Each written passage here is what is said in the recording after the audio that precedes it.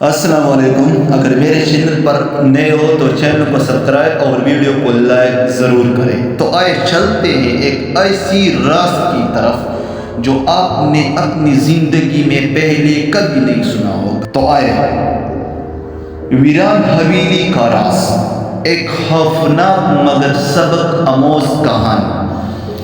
پرانے زمانے کی بات ہے. ایک گاؤں کے کنارے ایک ویران حویلی کھڑی تھی.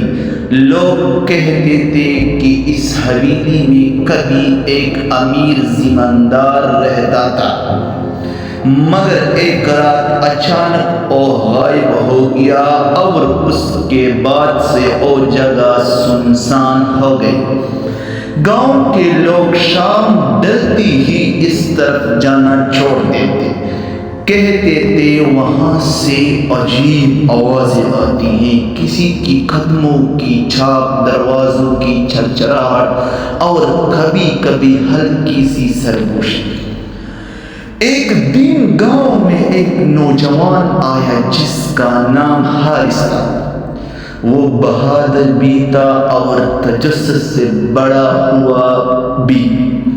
اس نے گاؤں والوں کی باتیں سنے اور ہنس کر بولا، یہ سب وہم ہے. میں آج رات اس حویلی میں جا کر دیکھوں گا کہ حقیقت کیا ہے. رات ہوئی، چاند بادلوں میں چھپ رہا تھا اور ہوا سرد ہو جا رہی تھی. حارث ایک لالٹین لے کر حویلی کی طرف بڑھا. جیسے ہی وہ دروازے کے قریب پہنچا، دروازہ خود بخود آہستہ سے کھل گیا. یہ ہوا کا اثر ہوگا، اس نے خود کو تسلی دی اور اندر داخل ہو گیا. اندر ہر طرف گردا پرانی تصاویریں دیوار پر لٹکی تھیں اور فرش سے عجیب سی ٹھنڈک اٹھ رہی تھی. اچانک اس نے اپنے پیچھے قدموں کی آواز سنی، ٹھک ٹھک ٹھک. اور رکا، مڑا، مگر وہاں کوئی نہیں تھا. حارث کا دل زور زور سے دھڑکنے لگا، مگر وہ آگے بڑھتا رہا. جیسے ہی وہ ایک کمرے میں داخل ہوا، اس نے دیکھا کہ ایک پرانی کرسی ہل رہی ہے، جسے کوئی ابھی بھی وہاں سے اٹھا ہو. تبھی ایک دھیمی سی آواز آئی، تم یہاں کیوں آئے ہو؟ حارث کے ہاتھ سے لانٹین تقریباً گر گئی.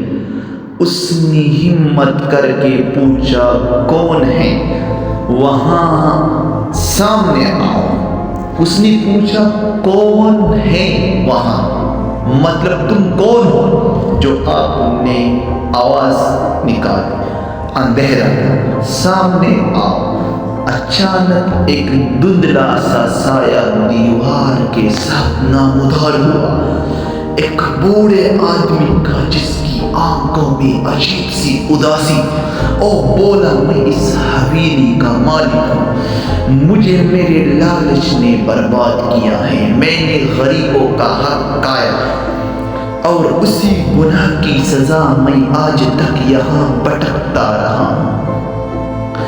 حارث خاموشی سے سنتا رہا. بوڑھے نے کہا، اگر تم واقعی بہادر ہو تو جا کر گاؤں والوں کو بتاؤ کہ ظلم اور لالچ کا انجام یہی ہوتا ہے، ورنہ انسان کو سکون نہیں ملتا.